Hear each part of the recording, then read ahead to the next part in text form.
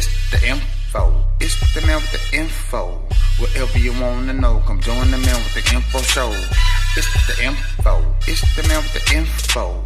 Whatever you wanna know, come join the man with the info show. It's the info. It's the info. Whatever you wanna know, come join the man with the info show. It's the info. We got the info. Whatever you wanna know, come join the man with the info show. It's the info man. You can call him information info man. Kicking knowledge all over this nation. Win, lose or draw. You can bring your hate team, but if you want to win, please don't bring your debate team. We talking Japanese shogun, Aztecs, old mixing African dogun.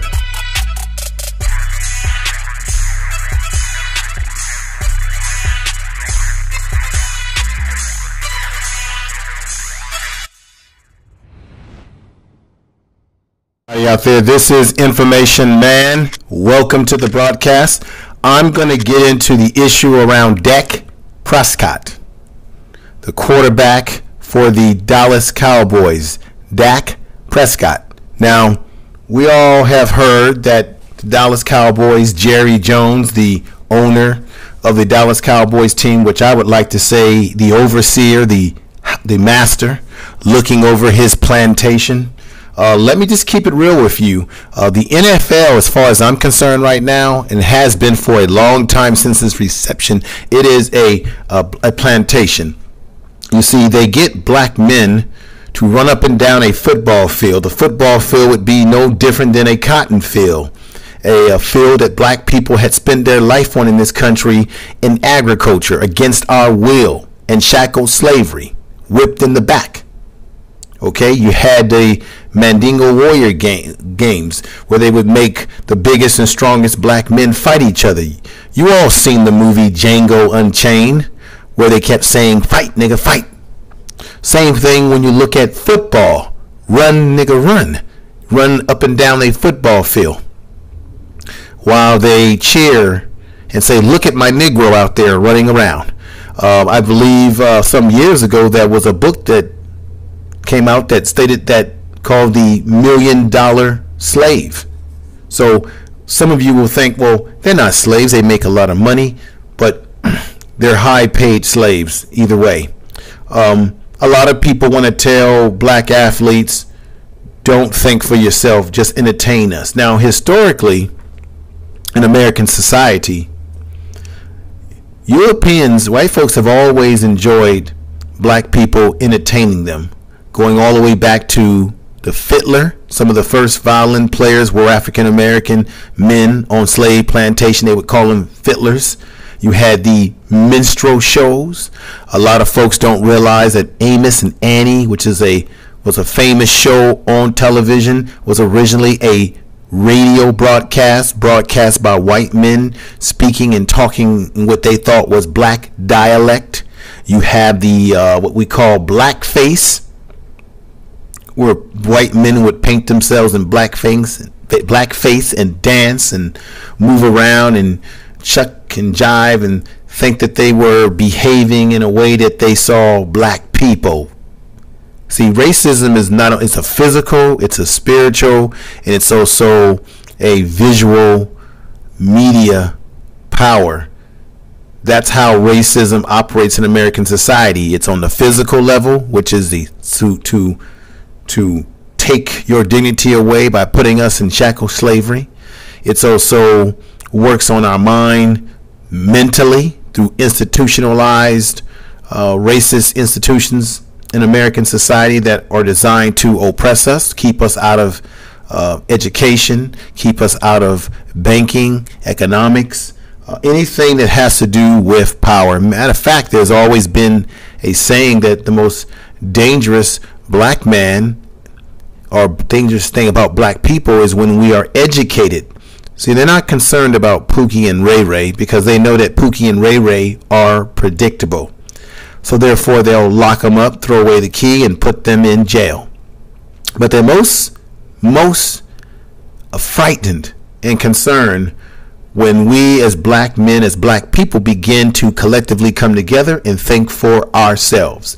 That's the price that one Kaepernick and many others have paid the price. You see, once the NFL or any athlete in this country begins to think for themselves and say, wait a minute, I'm concerned about what's happening to my community, they then become an enemy of the state. Therefore, they become unviable to the system. You see, once black players begin to take a knee, which was really about the racism and the mistreatment of black men being shot unarmed by police in this country. Nobody wanted to deal with that issue. They made it an issue about the flag. Black people are the most patriotic people on this planet. We have fought on all fronts, on every war this country's ever had. Spanish-American War, we were involved in the Civil War, the Revolutionary War. We were involved in World War I, World War II. We were involved in the Korean War. We were involved in the Vietnam War, which took a lot of lives. Black men have fought, and women, on all accord military.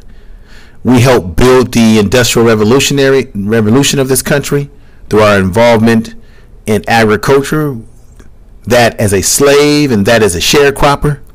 We've made inventions in this country that has industrialized this country. The cotton gin was made by black people. The ice box that keeps your food cool. Even down to what helps to get trains connected. They used to have a term called grease monkey, where they would have black people in particular get in between the trains and grease them up so they can connect. That was a very dangerous job, and a black man invented that. Invented a system to get us away from the grease monkey situation.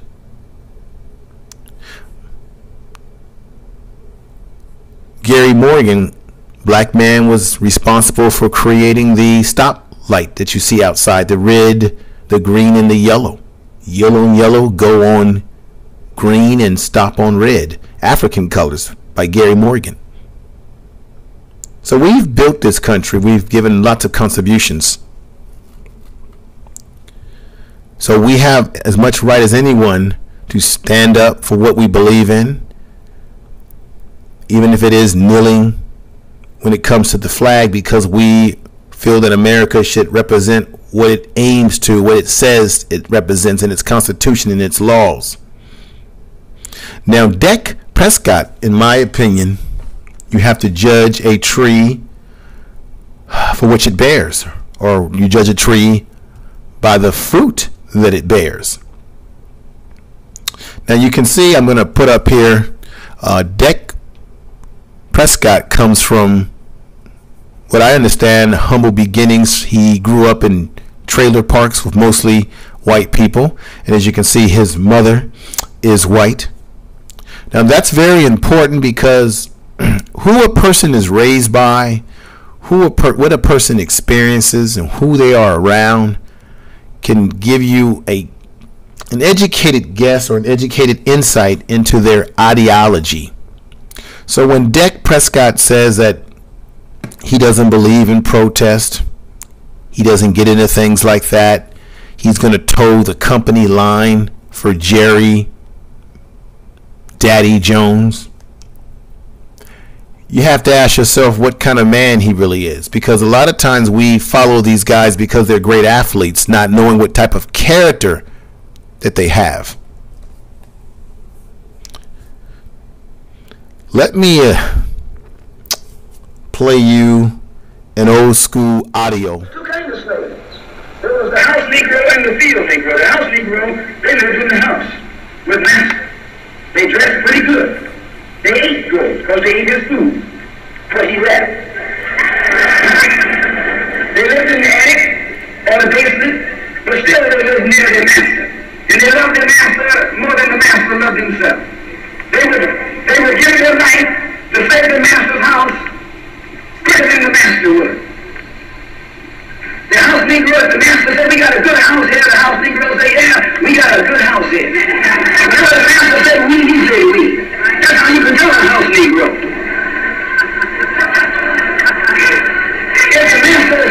If the master's house caught on fire, the house Negro would fight harder to put the blaze out than the master would. If the master got sick, the house Negro would say, what's the matter, boss? We sick. We sick.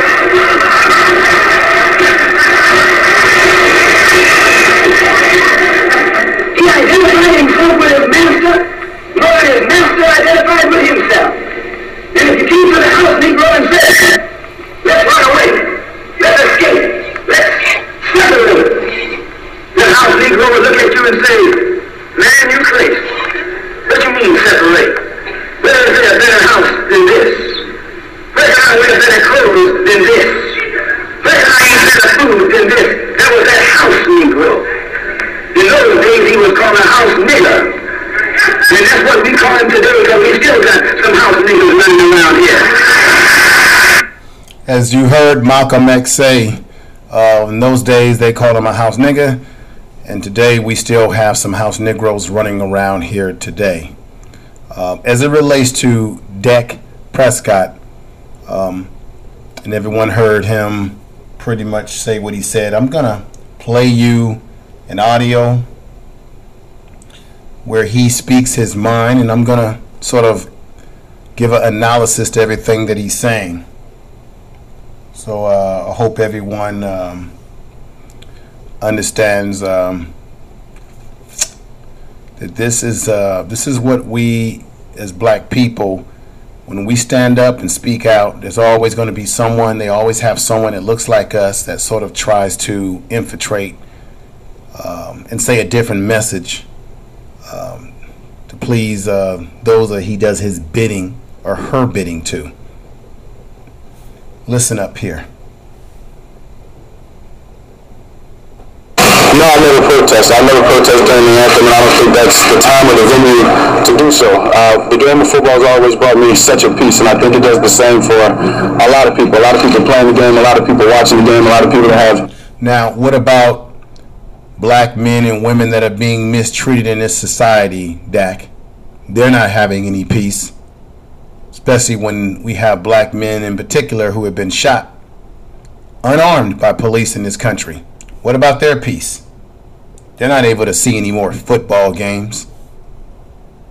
Any impact of the game. So when you bring such a controversy to the stadium, to the field, to the game, it takes away from that. It takes away from the joy and to the love that football brings a lot of people. And so for me, I'm all about making a change and making a difference. And I think this whole mail-in and all that was all about just raising awareness, and the fact that we're still talking about social injustice years later, I think we've got to that point. I think we've proved and we know that the social injustice, so No, we haven't proved it. This is the problem with millennials like Dak Prescott.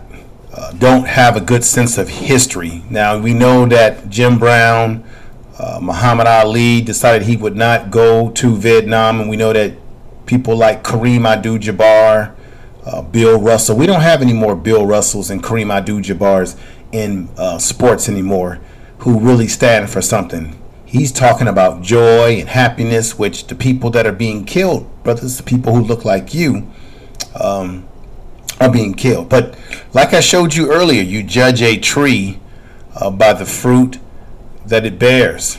And I showed you his upbringing.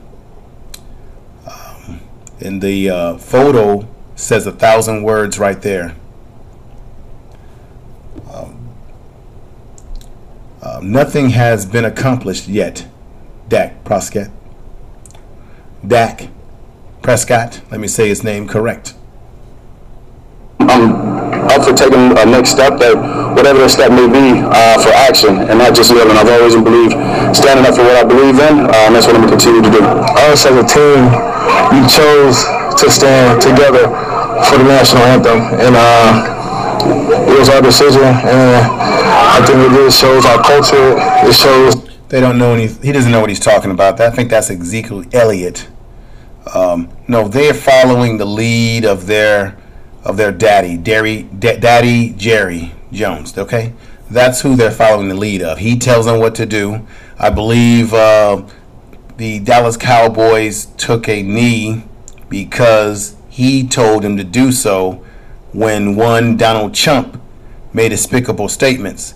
And so that's when all the owners in the NFL decided to tell their little field, Negroes to take a knee and do as I say, boy. Is that we have unity, we're gonna stand as one. That's not knocking anyone else who may choose to kneel down the national anthem, but we're the Dallas Football Cowboys America's team. We stand for the national anthem. Well, Shannon, after hearing those comments, do you have a problem with what you heard from Dak and Zeke? I have a big problem with both of those guys. Skip, let me take Zeke first. And you heard what he said. He said, us as a team, we chose to stand together for the anthem. It was our decision. I think it just shows our culture. It shows that we have unity. We're going to stand as one. But we're the Dallas Football Cowboys. We stand for the national anthem. He also said that's not knocking anyone else who may choose to kneel for the anthem. That's a lie, Zeke. You did not choose. That was not a team decision. That was a Jerry Jones decision. Just like for you to walk out there before the national anthem on that Monday night game, I think it was Sunday night game in Arizona, Skip. No, Monday. Yeah. Was it Monday? I believe. I think it was Monday night. When you link arm in arm and you kneeled arm in arm before the national anthem, that was not a team decision. That was a Jerry Jones decision. Just like you standing and toeing the line, that is a Jerry Jones decision. That is not a culture. But trust me, I do know about the Dallas Cowboy cultures. It was cultivated in the 60s, 70s, 80s, and 90s, and it's still perpetuated. You know a lot about that too, Zeke Elliott. But Skip, that's a discussion for another day. Now let's go to Dak Prescott. Skip, I never protest during the anthem. I don't think it's the time or the place. Here, let me tell you something about protest. Protest is not about time, because the time is always right to do the right thing. He says the venue, Dak, is very, very... He's absolutely right. Shannon's very right. Protest is not about making people feel comfortable. Protest is not about convenience. The whole idea of protest is to make people uncomfortable, to make society uncomfortable, and to do something that sets a mark, that sets a tone. You don't do protest and plan it to make people comfortable. It's about making people uncomfortable. That's what protest is. Dak Prescott. Very important, because in order for Dr. King to get these sit-ins at what was it, in North Carolina, the venue was very important. The timing was very important, because it would have done them no good if there's no one trying to eat their Skip at 11 o'clock at night because it's closed. So the venue and the timing is very important. That I would have thought you, of all people, being from Mississippi, would understand protest. And someone of Louisiana, Mississippi. Well, he went. Yeah, he did. Bruh, they flew the rebel flag when you scored a touchdown. You come out there to rebel flags and cowbells. You would think Dak, of all people, it's more Ole Miss versus Mississippi State. Go ahead. But You got it. Mississippi. Yeah. What's their state flag, Skip? Is it? So I know he went to Mississippi. I mean, the big controversy was at Ole Miss about the rebel flag. So go ahead. I misspoke. That's all right. I would have thought him spending 4 years at Mississippi State, in the state of Mississippi. It's the same. The culture is the same. Yeah, you would have thought that Dak would understand. And as he's saying that they come to the game, the joy and the love, a lot of people's joy has been robbed because their loved ones are no longer here because of the police brutality and the injustice that's going on in this country. See, Dak and Zeke, Skip, these are not second-tier guys. This is why the owners always win when it comes to strikes and lockouts, because the guys that have cachet, the guys that have clout, Skip, they're so willing and so easily manipulated to cross the picket line. So if the top-tier guys will cross, Skip, what choice do the other guys have? If these two guys say that, what does a fifth-round pick, Skip? What does an undrafted free agent? What choice does he have? I get that. I get ready to do, Skip. He's on that second contract. As you mentioned, he got 14 national endorsements. I would just prefer he say, look, Jerry has spoken. That might not necessarily how I view that. I'm going to find other means to get the point across that this fight needs to be carried on. Zeke, Skip. Jerry Jones is willing to sue the NFL and his 31 other owners in order to get Zeke on the football field. So Zeke taking his approach, Skip, you can understand why. But it's just so sad that Jerry speaks and they echo everything Jerry says, who echoes everything the president says, whose language is so divisive.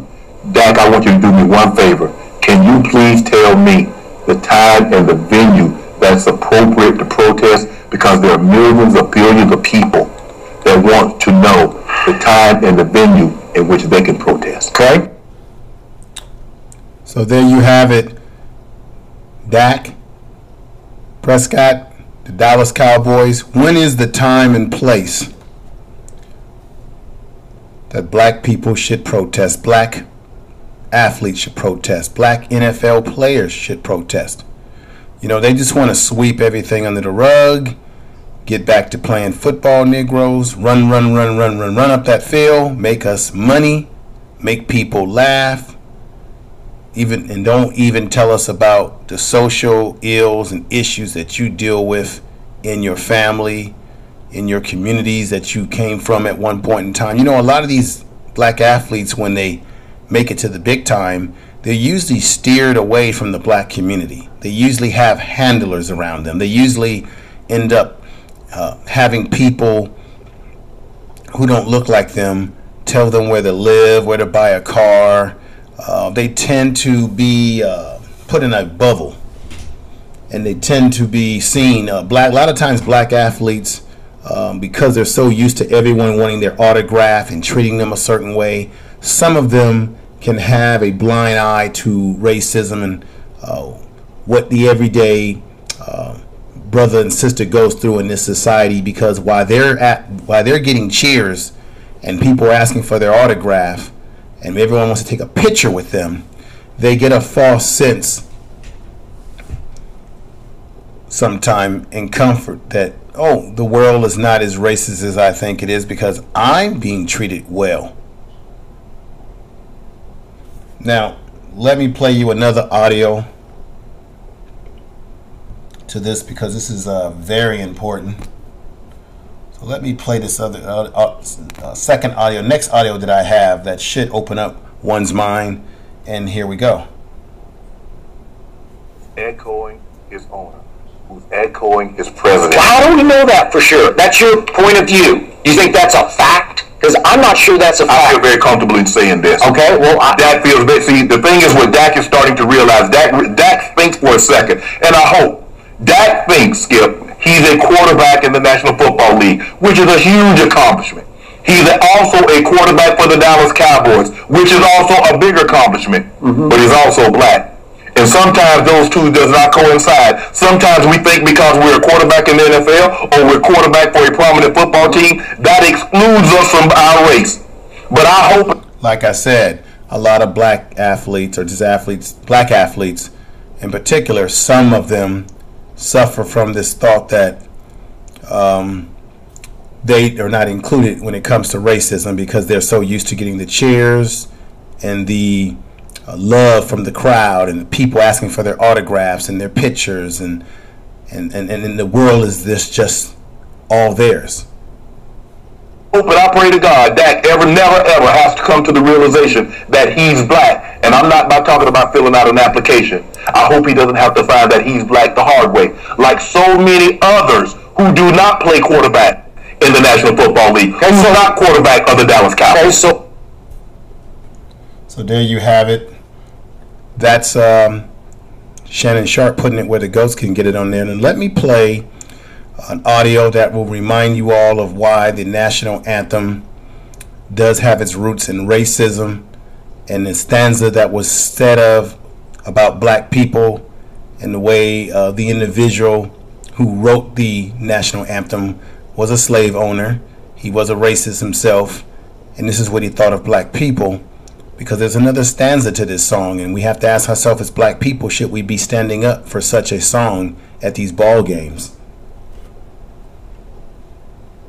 You know, the U.S. national anthem. Did you take the part about the slave? Check this out. There are actually 4 verses to the national anthem, but we only sing the first verse. So, why don't we sing the other verses? Let's see. In the 3rd verse, there are a few lines dedicated to the black slaves in America. The song goes, "And where is the lady who so vauntingly swore, if the havoc of war and the battle's confusion, a home and a country should leave us no more. Their blood has washed out their foul footsteps pollution. No refuge can save the hireling and slave from the terror of flight or the gloom of the grave." Hold on. Let's examine this closer. No refuge can save the hireling. What's a hireling? A hireling is a common worker, just like a person who works in a factory or does manual labor for a living. I think we know who they're talking about when they refer to the slave. But what else does it say? Save the hireling and slave from the terror of flight or the gloom of the grave. Why? There it is, folks. There's other stanzas of the song that are not favorable to black people, which is why we need to stop standing for such a song at ball games and in general. And black people, we have the right to do this because we're the most patriotic people in this society. We've fought in every war, as I mentioned before. We've helped build this country. No, we definitely built this country. Okay, from agricultural to the Industrial Revolution, which we are responsible for powering this country into the Industrial Revolution. When you look at all the black inventors, Dr. Drew, who made blood plasma, and he couldn't even get a blood transfer because he was black and the hospital for black people was too far across town. So he couldn't even he couldn't even live and get his life saved by the very thing that he invented that saves many lives today. Black inventors, black people, we have contributed, we've given a heavy price to this country. Let's not forget about this Tuskegee Airmen. Tuskegee Airmen. Let me put some respect on their name. Tuskegee Airmen. Let's not forget about the Triple Nickel, an all black paratrooper outfit during the war, World War II. You had the brothers, I think they were called the Harlem Hellfire. There's been many black people that have given their life for America, in the military, in science and health, in education, that we can never, in my opinion, humble opinion, can be questioned about our patriotism. Most black people, our ancestors who fought in World War I and World War II, Civil War, they all did it because they wanted to show that they were A, human, B, a man, okay? That we love this country as much as anyone else. But does this country love us, black people? That's the question, and I begin to scratch my head and I almost feel that no. History has shown it has not loved us. With that said, I want to thank you for listening to the broadcast. Everybody out there listening, I appreciate your support. Make sure you subscribe to the channel. Make sure you share this in your social media. Please comment. And I'm telling you once again, the NFL, as far as I'm concerned, is a slave plantation. Sports in general is a slave plantation. Personally, I think we should send all of our black children to historical black colleges. And definitely if you have kids that are black children, women, young men, and young ladies who are athletes, they should go to black historical colleges, because we send our kids to these traditional white colleges the Florida States, the Georgias, in terms of athletics. They go there. A lot of times they, in general, don't get an education because they're just being used for their athletic gifts.